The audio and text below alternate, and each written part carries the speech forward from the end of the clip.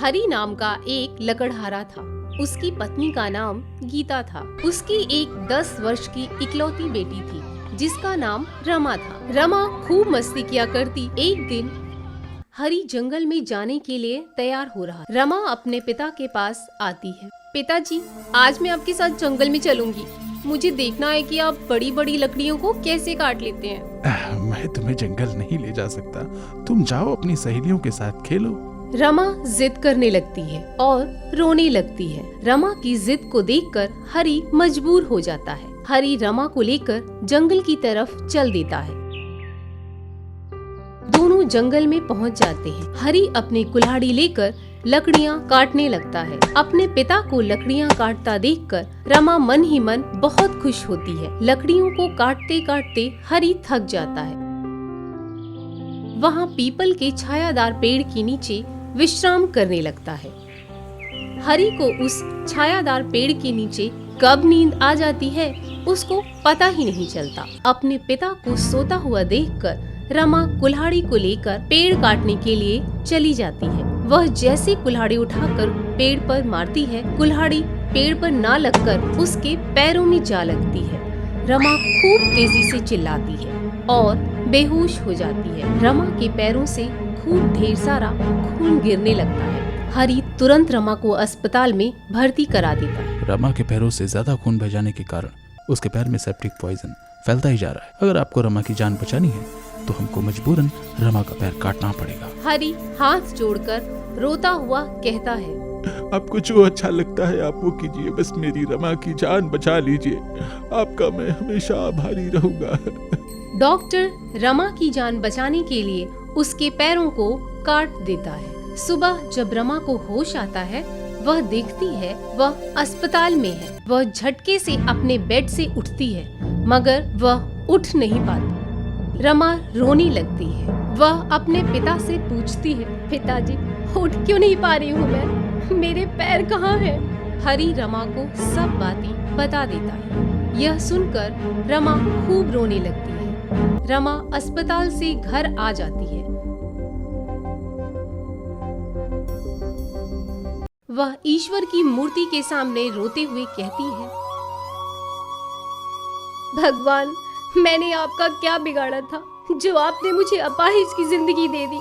रमा यह कहकर खूब तेजी से रोने लगती है। एक दिन रमा अपने घर के लगी खिड़कियों के पास बैठी अपनी सहेलियों को खेलता कूदता देखकर उसका भी मन खेलने को होता है। रमा बैसाखियों के सहारे अपनी सहेलियों के पास जाती है। मुझे भी खेलना है तुम सबके साथ, मैं भी खेलूंगी। तीनों सहेलियां रमा की बातों को सुनकर खूब हंसने लगती हैं। लंगड़ी कहीं की, पैर है नहीं, बड़ी आई खेल खेलने। जा एक कोने में विकलांगों की तरह बैठी रह, ठीक से पहले चलना तो सीख, लंगड़ी कहीं की। रमा की सहेलियां रमा को लंगड़ी लंगड़ी कहकर चिढ़ाने लगती हैं। अपनी सहेलियों की बातों को सुनकर रमा बहुत दुखी और उदास हो जाती है। वह अपनी सहेलियों की सारी बातें अपने पिता को बताती है। हरि रमा की बातों को सुनकर गुस्से में कहता है, तुमको मना किया था ना खेलने कूदने के लिए, तुम लंगड़ी पैरों से बाहर क्यों गई? अब तुम भूल जाओ खेलना कूदना।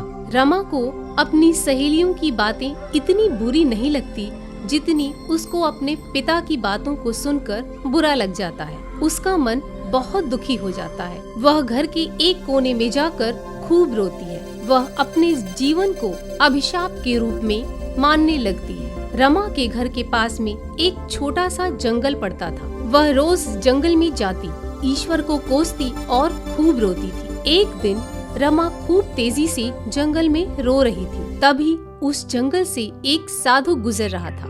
रमा को रोता देखकर साधु उसके पास जाता है।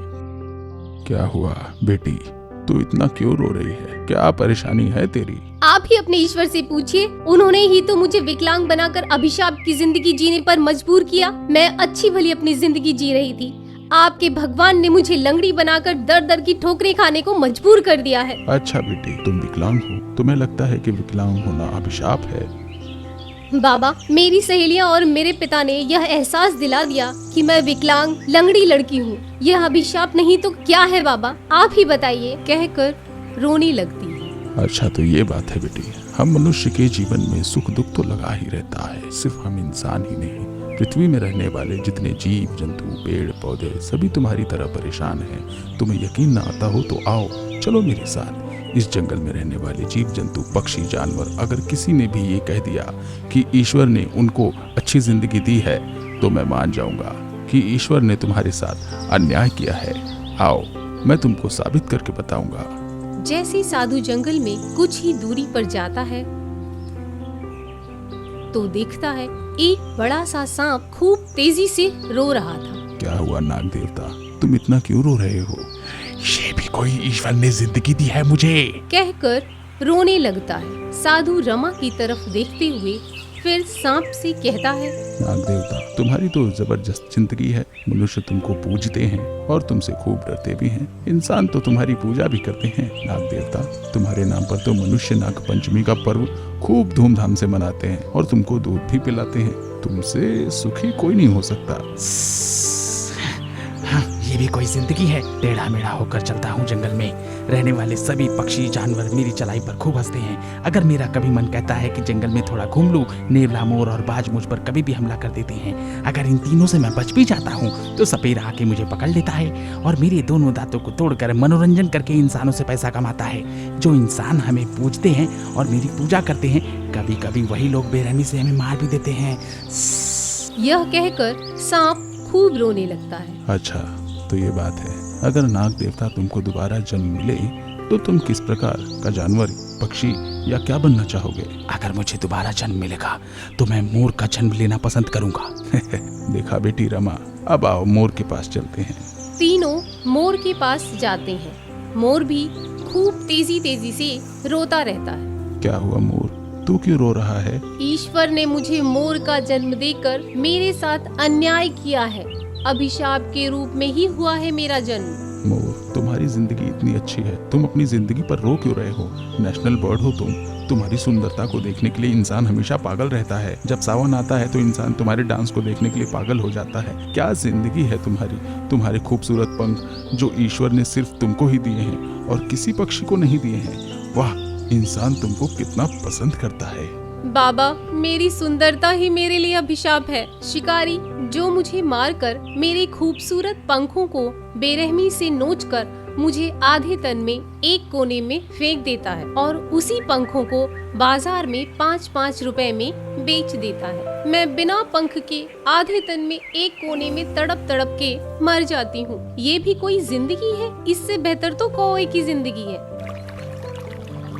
चारों लोग कौवे के पास जाते हैं। कौवा एक डाल पर बैठकर काव काव करके रो रहा है। क्या हुआ कौवे, तू इतना क्यों रो रहा है?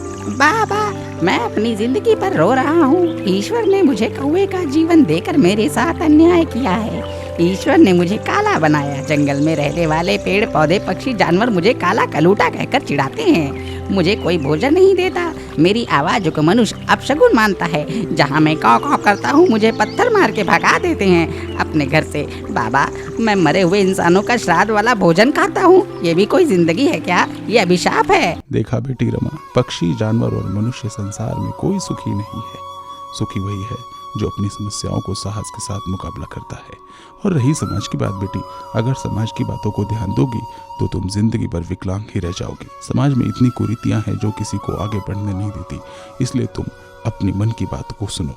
तुम्हारा मन जो कहता है वही करो और आगे बढ़ो। ईश्वर हमें जिस रूप में इस संसार में भेजता है उसी रूप में हमेशा हम लोगों को खुश रहना चाहिए। उसी रूप में हिम्मत और साहस करके कठिनाइयों का सामना करना चाहिए और आगे बढ़ना चाहिए। Like, share and subscribe Kabu TV.